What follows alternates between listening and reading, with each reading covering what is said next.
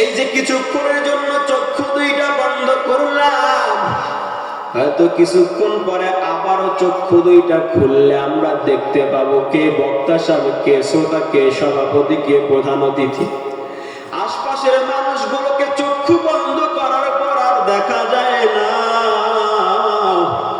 কিছুক্ষণ পর চোখ খুললে আবারও হয়তো দেখতে পাবো। এমন একটা দিন আসবে যেই দিন চক্ষু দুইটা চিরতরে বন্ধ হয়ে যাইবে, আর খুলবার কোনো সুযোগ থাকবে না রে আব্বা জানেরা। আপনার সন্তান দৌড়ে আপনার ঘরে যাইবে, আব্বা আব্বা বলিয়া ডাকবে, আপনি সাড়া দিতে পারবেন না।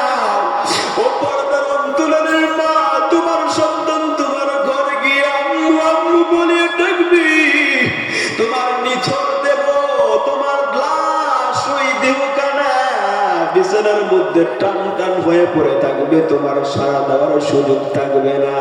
নিজেকে কিছুক্ষণের জন্য ওই লাশের স্থানে রাখেন, ওই মৃত স্থানে রাখেন। আপনার সন্তান চিৎকার দিয়ে আব্বা আব্বা বলিয়া ডাকছে, আপনার সন্তান চিৎকার দিয়ে আম্মু আম্মু বলিয়া ডাকছে। আপনার কাছে প্রতিবেশী দৌড়ে আসছে, কেউ কবর খননের জন্য গোরস্থানের মধ্যে চলিয়া গেল, কেউ এই বাসস্থান ওই কবরস্থানের মধ্যে গিয়া কবর খুঁড়তেছে, আবার কেউ ওই বাঁশ বাগানে বাঁশ কাটে, আবার কেউ দোকানে গিয়ে কাফনের কাপড় আনবার জন্য রেডি হয়ে আছে, কেউ বা মসজিদের মাইকে আইলাম সরু লইয়া মধ্যপাড়া নিবাসী অমুকের পুত্র অমুক নাই, অমুক নাই, অমুক নাই। আপনার লাশটা আর আপনার সন্তান আপনাকে ঘরে জায়গা দিবে না, আপনার লাশটা ঘরে রাখতে দিবে না। আপনার কলিজার টুকরা, আদরের টুকরা সন্তানটা আপনার লাশটা টানিয়া টানিয়া ঘর থেকে বের করিয়া ওই উঠোনের মধ্যে রাখবে।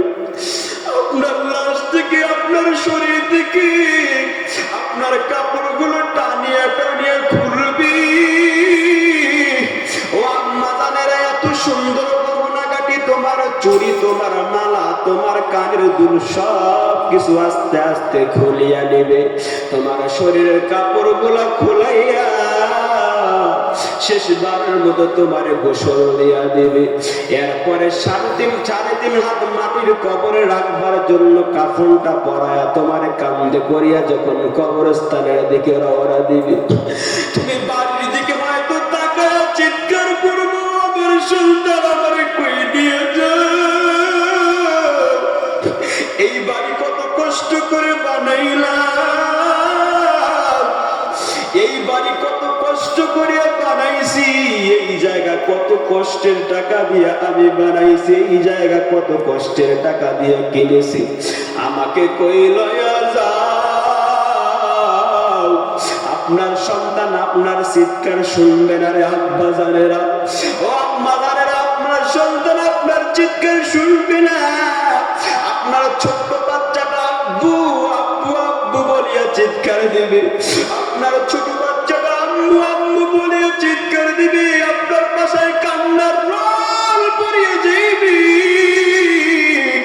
আপনার ভাই কান্না করবে, বোন কান্না করবে, বাবা বাঁচিয়া থাকলে বাবা কান্না করবে, মা বাঁচিয়া থাকলে মা কান্না করবে, বন্ধু বান্ধব বাঁচিয়া থাকলে বন্ধু বান্ধব কান্না করবে, পাড়া প্রতিবেশীরা কান্না করবে, চোখের পানি জড়ায়া বুকটা ভাসিয়া দিবে, কিন্তু কেউ বলবে না এই লাশটাকে আমার ঘরে রাখ।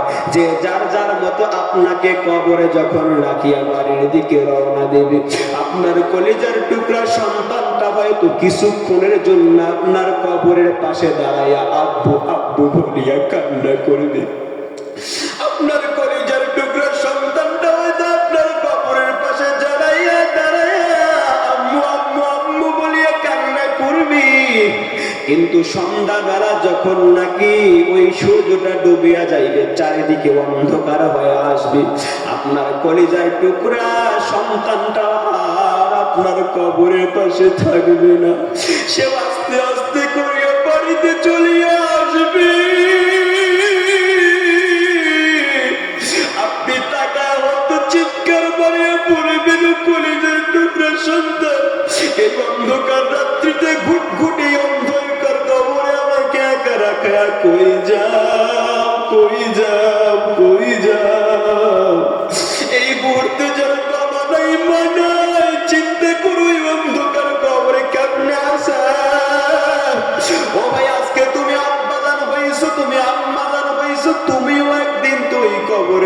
কবরে থাকবা, আর 100 বছর পরে তোমার অবস্থান কোথায় হবে? ও যুবক ভাই, 100 বছর পর তুমি কই থাকবা? ও আমার মুরব্বী বাবারা, দাদারা, 100 বছর পর তোমার অবস্থান কোথায় হবে? তোমার শরীরের অস্তিত্ব কেমন হবে? এ ভাই, ভালো কাজ যদি করো, ওই কবরটা জান্নাতের টুকরা হইবে। এই তো কয়েকদিন আগের খবর পত্রিকার মধ্যে আসছে, বিভিন্ন মিডিয়ার মধ্যে প্রচার হইল। রংপুরের মধ্যে, রংপুর মহানগরীর এক জায়গার মধ্যে একজন আল্লাহর বান্দার কবরটা 15 বছর পর খনন করা হইল। 15 বছর পর ওই লাশটা অক্ষত, এমনকি লাশের যে কাপড়ের কাপড়টা অক্ষত, 1 ফোঁটা দাগ পর্যন্ত লাগে নাই। ওই আব্বাজানের খোঁজ দেওয়া হইল। এলাকার মানুষ বলে বড়ই পরহেজগার ছিলেন, হজের ইহরামের কাপড় দিয়া কাফন পরানো হয়েছে। আবার এরকম কত মানুষের লাশ ওই কবরে রাখবার পরে আযাব শুরু হয়ে গেল।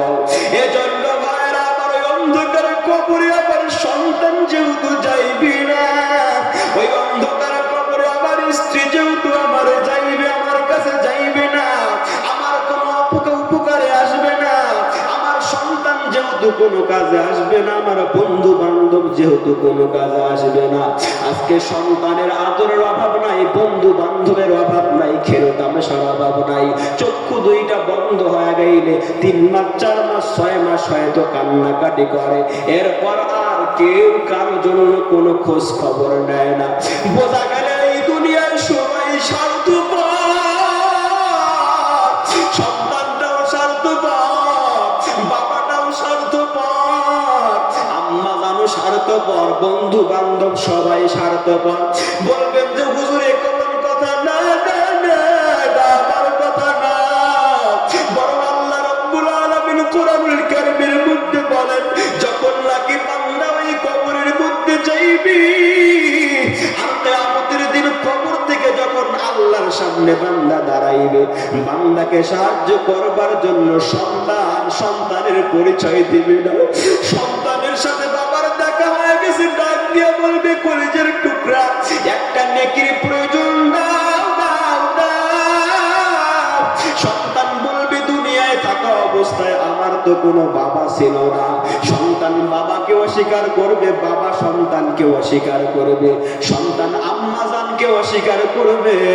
ও পর্দার অন্তরালের আম্মা জানেরা, ও পর্দার অন্তরালের বোনেরা, আজকে বেপরদায় চলো।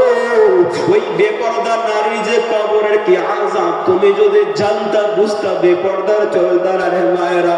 ও আমার যুবক ভাই, সময় থাকতে ফিরিয়ে আসো, মৃত্যুর কথা স্মরণ করো, ওই জাহান্নামের আগুনের কথা স্মরণ করে 2 ফোঁটা চোখের পানি ফালা দাও। কি পরিমাণ অপরাধ করছি, অপরাধের দিকে তাকাও। এত গুনাহ করবার পরেও যে আমার আল্লাহ তাআলার নাম আমি জবানে নিতে পারি, আমার আল্লাহ কত বড় মেহেরবান, আমার জবানটা বন্ধ করে দেন নাই। এত বেশি বেশি গুনাহ করবার পরও আল্লাহর নাম জবানে নিতে পারি, আল্লাহ জবানটা বন্ধ করে দেয় নাই। ওই আল্লাহর দিকে ফিরে আসো সকলে, ওই আল্লাহকে একবার জোরে আল্লাহ বলে, বলে আল্লাহ।